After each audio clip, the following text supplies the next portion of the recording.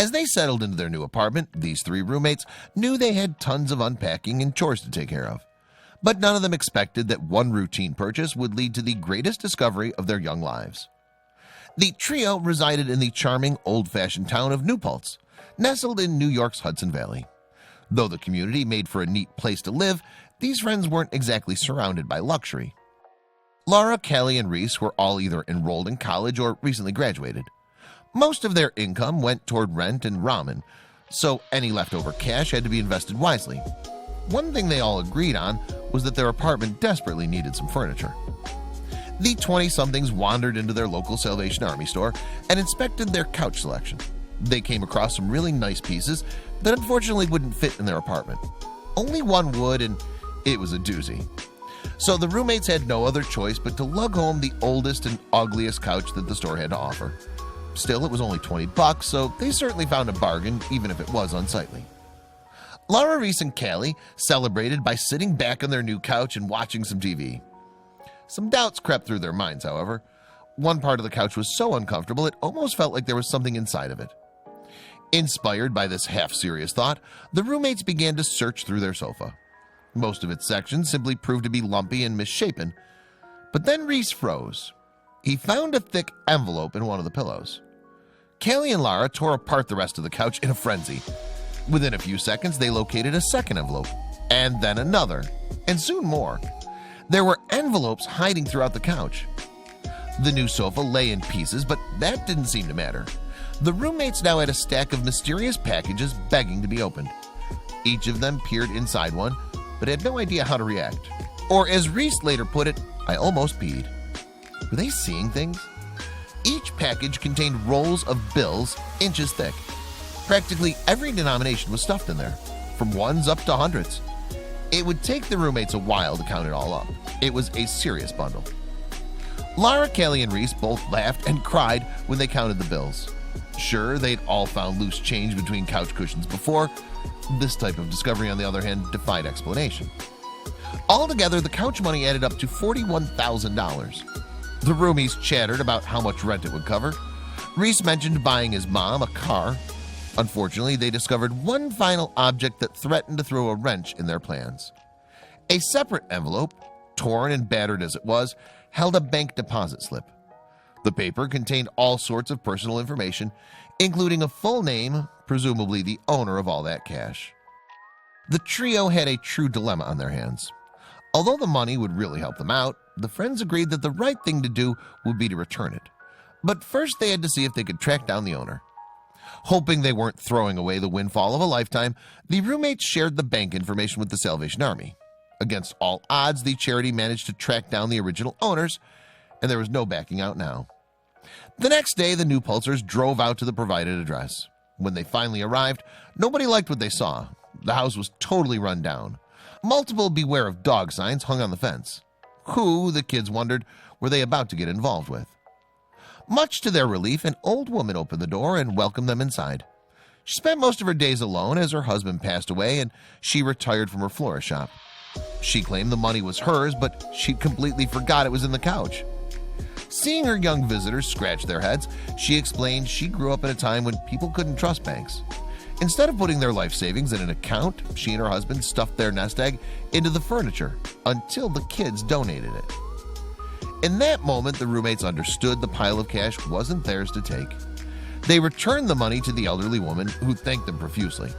She felt so grateful, in fact, that she sprung a surprise on them. She allowed the roommates to keep $1,000 as a finder's fee. Though it paled in comparison to the total fortune, a cool grand wasn't a bad return on a $20 purchase. Naturally, they got to keep the sofa as well. But were they upset? Laura, Callie, and Reese insist their true reward was returning the retirement savings to the rightful owner. Most others would have spent all the cash or failed to find it at all. But these pals could rest easy, literally and figuratively, knowing they did the right thing. These friends aren't the only people who have found something unexpected at a thrift store. Those who bought these items didn't realize at first just how much they were really worth. But when they did, it was life-changing.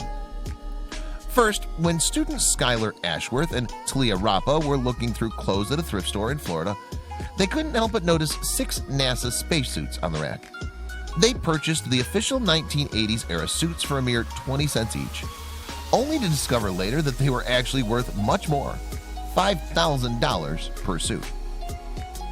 Second, Zachary Bodish was immediately drawn to this reproduction Picasso poster when he spotted it at a thrift store near Columbus, Ohio, and he purchased it for $14.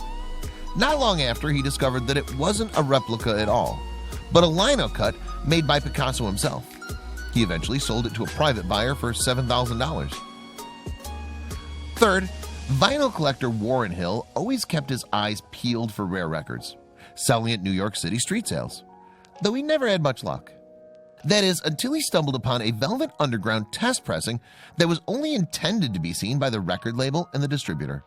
He later sold it on eBay for a stunning $25,000. 4. Jennifer Thompson purchased the Nintendo game Stadium events from a North Carolina thrift store for just $8. Little did she know that it was highly coveted by collectors. She couldn't believe it when someone purchased it from her for $25,000. Number 5. A German student returned home with a $215 folding couch she'd picked up at a flea market, only to have a rare painting fall from its crease. Created between 1605 and 1620 by an unknown artist, it depicted Italian master Carlo Saraceni. Despite the nameless artist, it eventually auctioned for $27,630. 6. A woman shopping at a thrift store in Somerset, England, was happy to pay $3 for this metal bowl. When she brought it to have it appraised, the experts instantly knew it was a Chinese tripod censer that dated to the 18th century Qianlong period. That can certainly help explain why it eventually fetched $30,000 at auction. 7. When Zach Norris went to a Phoenix thrift store in search of a cheap golf trolley, he got much more than he bargained for. He forked over $5.99 for a neat-looking watch by Jaeger-LeCoultre. It wound up being worth a whopping $35,000. 8. A couple from Knoxville, Tennessee, Sean and Ricky McAvoy, randomly purchased a black sports sweater from a thrift store. They had no idea it had once belonged to famed football coach Vince Lombardi. They paid just 58 cents for the item, though it was worth $43,000. Number 9. When an Australian man purchased this pretty item for $3 from a shop in Sydney, he had no idea it was actually an incredibly rare Chinese libation cup made of rhino horn. He later earned a cool $60,000 when the cup was auctioned at Sotheby's. 10. In 1994, an avid golfer walked into a Toronto thrift store and found an eye-catching green jacket selling for just $5. The jacket turned out to be an authentic jacket from a 1950s Augusta National. Even without the golfer's name stitched onto it, a memorabilia company purchased it for the high price of $139,349. 11. One British man spotted this watch at a parking lot sale and paid $35 for it. He was elated when he found out that it was the exact same watch Sean Connery wore when he starred as James Bond in the 1965 film Thunderball. Even better, he sold it for a staggering $145,000. 12. When this painting was donated to the Columbia Willamette Goodwill, the staff priced it to sell for $10. It wasn't long before someone recognized it as a watercolor by American artist Frank Weston Benson. It later sold for an astonishing $165,002. 13. A person was shopping at a flea market in Brooklyn when they stumbled upon a $15 necklace designed by American sculptor Alexander Calder. Though Calder wasn't known for his jewelry, they couldn't turn down such a deal. It's a good thing they didn't, because it turned out to be worth $267,750. 14. London man John Richard paid only $30 for this Andy Warhol print bag, featuring the likeness of Elvis Presley at a local thrift store. After it was appraised, he learned that only 10 were ever made by designer Philip Tracy, which explains why it's rumored to be worth a grand total of $480,000. 15. When this item was donated to a charity shop in England, staff members quickly realized it might be worth something. As it turned out, it was a bamboo pot created between 1662 and 1672 by Gouget, a famed Chinese artist. Even though it needed to be restored, it sold for a whopping $500,000. 16. Claire Wiegand Beckman purchased a card table from a garage sale for $25 in the 1960s. Years later, she decided she would have it appraised on the TV program Antiques Roadshow. That's when she discovered it was from the 1700s and worth $541,500. 17. In the 1980s, a ring caught a shopper's eye at a parking lot sale at a London hospital. She purchased it for $14, and after wearing it for 5 years, she decided to have it officially appraised. That's when she learned it was a 26.27 carat diamond. She eventually sold it for a staggering $915,000. 18.